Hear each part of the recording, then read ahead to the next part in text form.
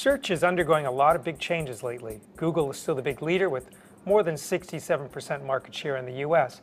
But things are moving from the desktop to mobile and wearable devices, and the game is getting more wide open. Now, Google just announced that Google Now, its voice search, would be available on Apple's iOS. I'm Dan Farber, and I'm joined by Seth Rosenblatt, who covers this subject matter for CNET. So what is the significance of Google Now coming to iOS? Sure. Well, Google Now is a predictive search and a voice recognition app. It's natively built into Android 4.1 and above, and it allows Google to not only do voice recognition very easily, very simply, where you talk to the phone, you can send text messages and stuff like that, and it's very accurate with its recognition. It's also predictive search. So if you have in your calendar, for example, a plane trip from San Francisco to New York, it will tell you, what the traffic is like on the way to the airport before you even ask for it. In New York, it will have hotels listed if you don't have one built into your calendar.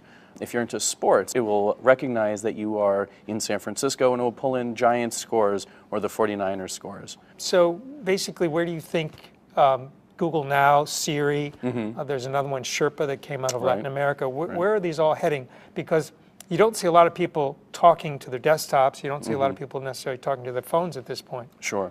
Well, I think one of the very interesting developments that's going on is with Google Glass. The ability for Google and these other services to recognize what you say as you're speaking with very little lag time means that devices where you're no longer holding it in your hand, where it's something that's just worn on your clothing or worn on your face, I think is a real game changer. If you don't have to pull out your phone out of your pocket, that means you're basically living with the computer instead of interfacing with the computer in a more cold way. Now we kind of talk about all the predictive solutions and answers it can give you, but what are the limitations at this point? Well, at this point, Google would say that the limitations, I think, are fairly significant. Although they have told us that there is that in the past year alone, the first year of Google Now, they've made 15 to 35% increase in improvement in voice recognition. So they clearly see the glass as not even being anywhere near half full.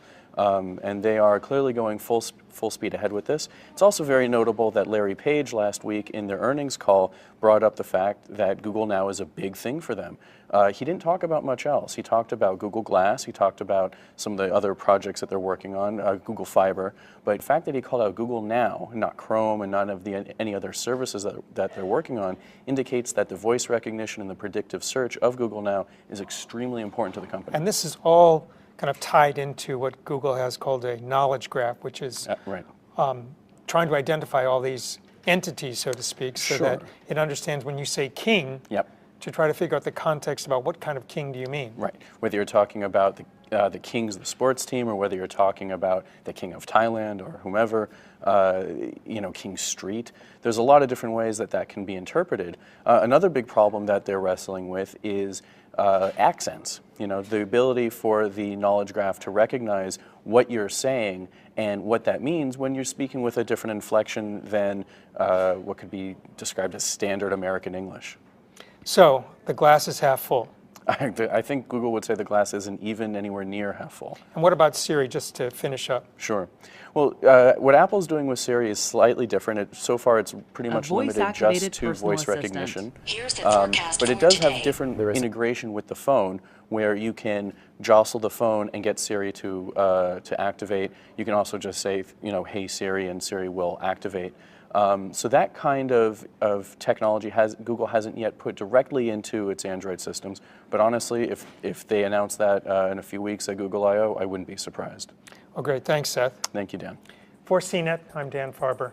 Thanks for watching.